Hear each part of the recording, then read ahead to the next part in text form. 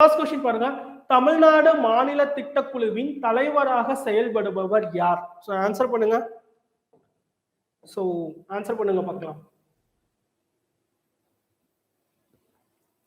தமிழ்நாட்டு மாநில திட்டக்குழுவின் முதல்வராக டெஃபினட்டா ஜெயப்பிரியா நீங்க Santhana Raju. Okay welcome. Welcome Santhana Raju. Santhana Raju sorry. So பாலிட்டியில் 10க்கு 10 போடணும்னா ப்ராக்டிஸ் பண்ணீங்கன்னா ஜெயப்பிரியா டேம் ஷூர் உங்களால் 10க்கு 10 போட முடியும். சரிங்களா? வனிதா வர்ஷா வணக்கம். வனிதா வர்ஷா வணக்கம் வணக்கம் வணக்கம். பரவாயில்ல, என்னோட பசங்க அங்கே இருக்கிற பசங்களும் என்னோட கிளாஸ்க்கு இங்கே வர்றது எனக்கு உண்மையிலேயே எனக்கு ரொம்ப ஒரு ப்ரௌடான மூமெண்ட்டாக இருக்கு. ஸோ இதுக்கு ஆன்சர் என்னப்பா? முதலமைச்சர். ஸோ யார் ஃபர்ஸ்ட் ஆன்சர் பண்ணியிருக்கா? ஸோ சந்தான ராஜு அவர் கரெக்டாக ஆன்சர் பண்ணியிருக்காரு. ஸோ ஃபர்ஸ்ட் திங் யார் அப்படின்னு பார்த்தீங்கன்னா மாநிலத்துக்கு வந்து திட்டக்குழு அப்படின்னு சொல்லி ஒரு குழு ஒன்று அமைப்பாங்க. ஸோ பிளானிங் கமிஷன் அப்படிங்கிறது மத்திய அரசுலையும் இருந்தது. அந்த பிளானிங் கமிஷன் அபாலிஷ் பண்ணிட்டு தான் என்ன கொண்டு வந்தாங்க அப்படின்னு பார்த்தீங்கன்னா நிதி ஆயோக் அப்படிங்கிறத லான்ச் பண்ணாங்க. ஸோ எப்போ அப்படின்னு பார்த்தீங்கன்னா January 1, 2015 தான் என்ன பண்ணாங்க அப்படின்னா பிளானிங் கமிஷன் திட்டக்குழுவுக்கு பதிலாக என்ன கொண்டு வந்தாங்க, மத்தியில என்ன கொண்டு வந்தாங்கன்னா ஒன்றியத்தில் என்ன கொண்டு வந்தாங்கன்னா நிதி ஆயோக் அப்படின்னு ஒரு விஷயத்த கொண்டு வந்தாங்க. அது இப்போ நமக்கு தேவை கிடையாது. ஆனா மாநிலத்துல திட்டக்குழுன்னு ஒண்ணு இருக்கு.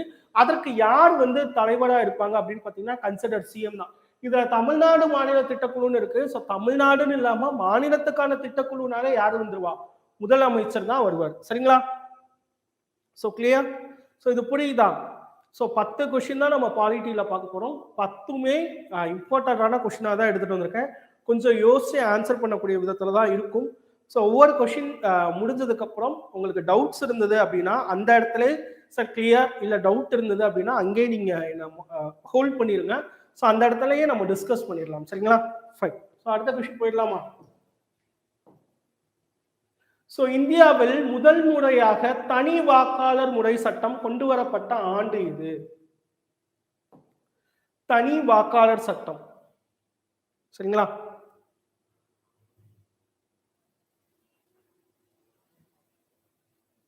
சொல்லுங்க. தனி வாக்காளர் சட்டம். ஸோ ஜெயப்பிரியா மேம் என்ன சொல்லியிருக்காங்க? ஸோ கரெக்ட் ஆன்சர் என்னன்னா 1909ஆம் ஆண்டு சட்டம். சரிங்களா? 1909ல் ஹிஸ்டரி படிச்சிருந்தீங்கன்னா எல்லாருக்கும் தெரியும் விண்டோ மார்லி. சார் நீங்க நினைக்கலாம் பசங்களா சார் வந்து நம்ம வந்து பிசி போலீஸ்க்கு தான் சார் படிக்கிறோம், இந்த அளவு டெப்தா போகணுமான்னு நீங்க நினைக்கலாம். பட் நம்ம அப்பியர் பண்றது எஸ்ஐ இல்லையா? நம்மளோட கிரேடு வந்து SI grade. So PC grade கிடையாது. ஸோ எஸ்ஐக்கு நம்ம எல்லா விஷயங்களும் தான் படிச்சாகணும் இல்லையா?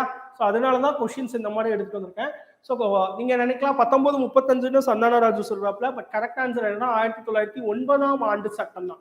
ஸோ முதல் முறையாக தனி வாக்காளர்கள் முஸ்லிம்களுக்கு தனி ஒதுக்கீடு வழங்கப்படும் அப்படின்னு சொல்லி தான் அந்த விண்டோ மாடலி ஸ்கீம்ல வந்து அனௌன்ஸ் பண்ணியிருப்பாங்க. ஸோ 1909ஆம் ஆண்டு சட்டம் தான். சரிங்களா? ஸோ அடுத்த வினா போலாமா? ஸோ அடுத்த வினா பார்த்துடலாம். எந்த அரசியலமைப்பு திருத்த சட்டம் கூட்டுறவு சங்கங்களை ஊக்குவிப்பதற்காக பிரிவு 43B இணைத்தது? ஸோ சட்ட திருத்தத்துல இருந்து நம்ம ஒரு கேள்வி எதிர்பார்க்கலாம் பசங்களா. சரிங்களா? எஸ்ஐயை பொறுத்தளவு சட்ட திருத்தத்துல இருந்து நம்ம ஒரு கேள்விகள் எதிர்பார்க்கலாம். ஸோ இதுக்கான ஆன்சர் சொல்லுங்க.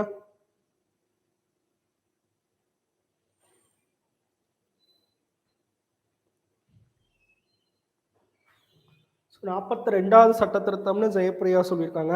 காவியா 44வது சட்ட திருத்தம் சொல்லியிருக்காங்க. ஸோ கரெக்ட் ஆன்சர் என்ன அப்படின்னு பார்த்தீங்க அப்படின்னா ஆப்ஷன் டி 97வது சட்ட திருத்தம் தான். நீங்க சொல்ற 42 வந்து என்னன்னா சிறிய அரசியலமைப்பு அப்படின்னு சொல்லுவோம். 86வது 2002 சட்ட திருத்தம் எதுக்கு வரும்?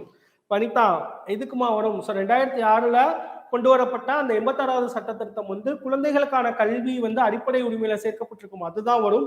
ஸோ 97வது சட்ட திருத்தம் தான் 43B இணைப்பதற்கான கூட்டுறவு சங்கங்களுக்கான சட்ட திருத்தம் எப்போ அப்படின்னு பார்த்தீங்கன்னா 97வது சட்ட திருத்தம் தான்.